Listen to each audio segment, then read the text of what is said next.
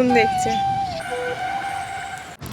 Hey guys, welcome back to my new lifestyle blog. So guys, তোমরা আগের ব্লগে দেখেইছো যে আমরা এসেছিলাম ইডেন গার্ডেন পার্কে, বাট সেই ব্লগটা পুরোপুরি শেয়ার করতে পারিনি। ইডেন গার্ডেন পার্কে এন্ট্রি করার পরেই ব্লগটা এন্ড করে দিয়েছিলাম, বাট এই পার্ট 2 ব্লগটাই পুরো ভিউটাই তোমাদের সঙ্গে শেয়ার করব।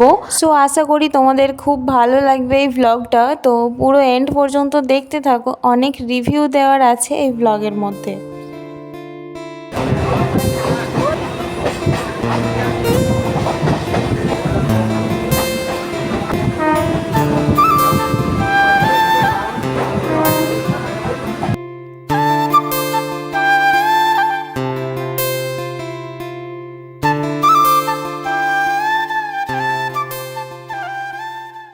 তো ফাইনালি আমরা ইডেন গার্ডেন স্টেশনে নেমে গিয়েছি।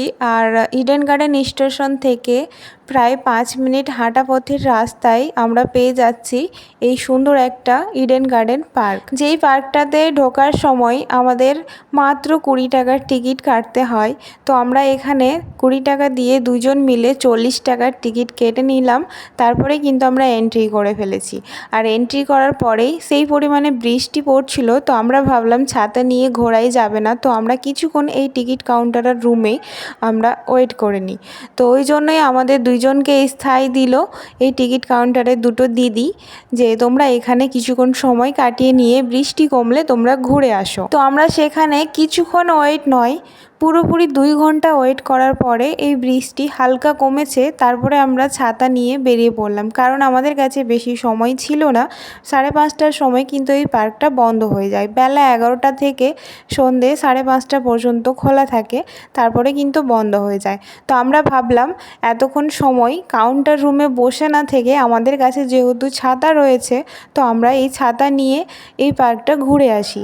আর তার সাথে একটা আলাদা এক্সপিরিয়েন্স থাকবে যে ছাতা নিয়ে কোনো পার্ক ঘুরেছি এই বৃষ্টির দিনে। তো সেই জন্যই আমরা ছাতা নিয়ে বেরিয়ে পড়লাম। আর কি পরিমাণে বৃষ্টি জমে রয়েছে এই পার্কের মধ্যে তোমরা আশা করি দেখতেই পাচ্ছ।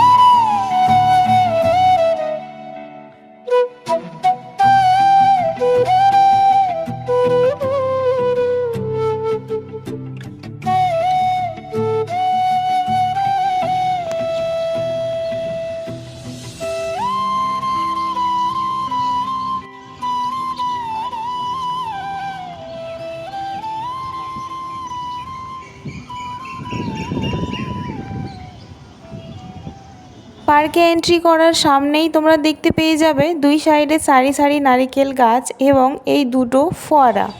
গাইস, তোমাদেরকে একটা জিনিস দেখাচ্ছি। একটা ছেলে, ওর গার্লফ্রেন্ড আছে, ওর গার্লফ্রেন্ডের দেখবে উকুন দেখছে। পার্কে এসে কে উকুন দেখে ভাই? পার্কে এসে উকুন দেখে, কি ভালোবাসো।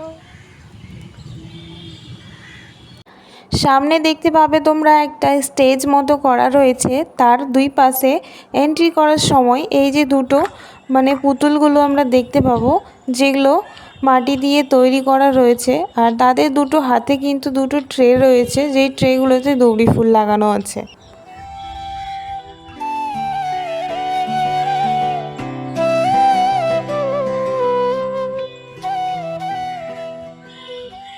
এই জায়গাটাকে কি বলে সঠিক আমার জানা নেই, কারণ আমি মুর্শিদাবাদে থাকি, তাই কলকাতা সম্বন্ধে সেরকম রিভিউ আমি দিতে পারছি না।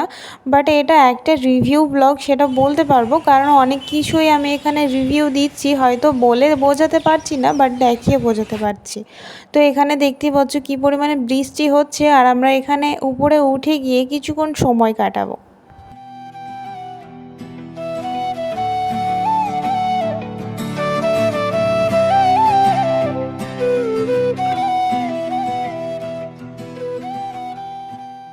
এখানে দুটো কাপল রয়েছিল আমাদের ব্যাক সাইডে। তো আমার বর এখানে ক্যামেরা স্ট্যান্ডে রেখে ও ওদের ভিডিও ক্লিপ তুলে নিয়েছে, সেটা আমি জানতাম না। তো এখানে কিছুক্ষণ সময় কাটিয়ে আমরা বেরিয়ে পড়লাম। বৃষ্টি এখনও থামেনি, ঝিরিঝিরি হয়ে যাচ্ছে। তো চলো আর একটা ভিউ পয়েন্টে নিয়ে যাওয়া যাক।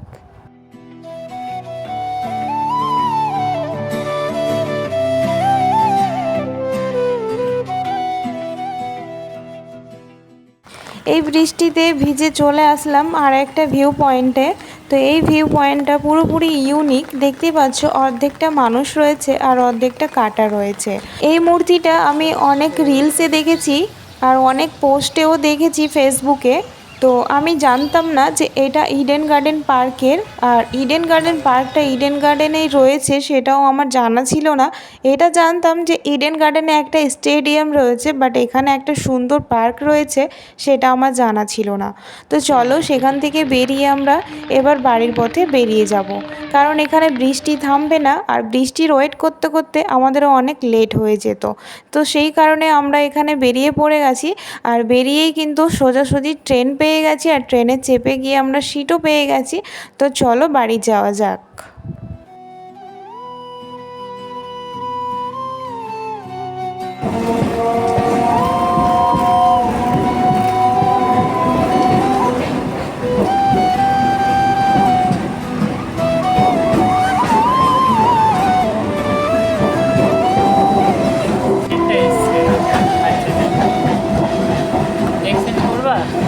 না এই এক কাজ করেন দাদা, হ্যালো, বলছি ওটা অ্যাকসেপ্ট করবে না। হ্যাঁ, ওটা কল করা হয়েছিল একে। সো গাইজ, ইডেন গার্ডেন ফুল রিভিউ ব্লগটা তোমাদের কেমন লাগলো অবশ্যই জানিও। আর যারা যারা কলকাতার মধ্যে রয়েছো, ভাবছো ইডেন গার্ডেন ঘুরতে যাব, তো অবশ্যই এই পার্কটা একবার ঘুরে যেতে পারো। সো ট্রেনের আমি রাইট সাইডে বসেছিলাম, বাট আমি লেফট সাইডে চলে আসলাম, কারণ চলতি ট্রেনে একটা লোক বিরিয়ানি খাচ্ছে আর সাথে ড্রিঙ্ক করছে, তো সেই কারণে আমার সহ্য হলো না। তো ফাইনালি আমরা চলে আসলাম মাঝেরহাট স্টেশন, আর এখানে আমরা ট্রেনের জন্য অপেক্ষা করছিলাম। তো ফাইনালি আমাদের ট্রেন ঢুকছে। সো গাইজ, তোমরা দেখেছো পার্ট 1-এর ব্লগ, আর এটা হচ্ছে পার্ট 2 ব্লগ, আর নেক্সটে আমি নিয়ে চলে আসছি পার্ট 3 ব্লগ। আর আমি ফার্স্ট টাইম পার্ট 3 ব্লগ নিয়ে আসছি, কারণ আমি পার্ট 2 পর্যন্ত এন্ড করেছি, পার্ট 3 কখনোই নিয়ে আসিনি। তো এবার কিন্তু আমি নিয়ে আসবো পার্ট 3 ব্লগ। আর ট্রেনে দেখতে পাচ্ছ কী পরিমাণে ভিড় রয়েছে। এই যে মাঝেরহাট থেকে আমরা ট্রেন ধরি সন্তোষপুর স্টেশনের জন্য, তো সেই ট্রেনগুলোতে প্রচুর ভিড় থাকে, প্রচুর। তো এই লোকাল ট্রেনের ভিড়টাই তোমাদের সঙ্গে একটু শেয়ার করলাম।